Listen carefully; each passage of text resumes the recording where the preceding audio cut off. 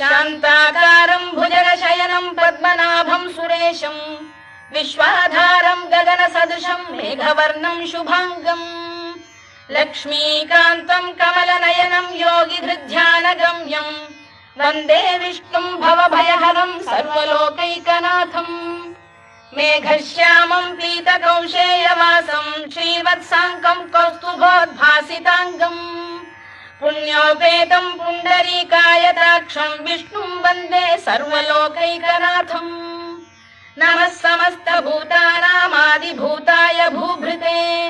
अनेकरूपरूपाय विष्णवे प्रभविष्णवे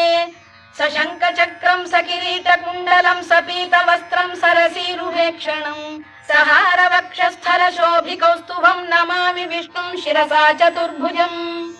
छायायां पारिजातस्य हेमसिंहासनोपरि आसीन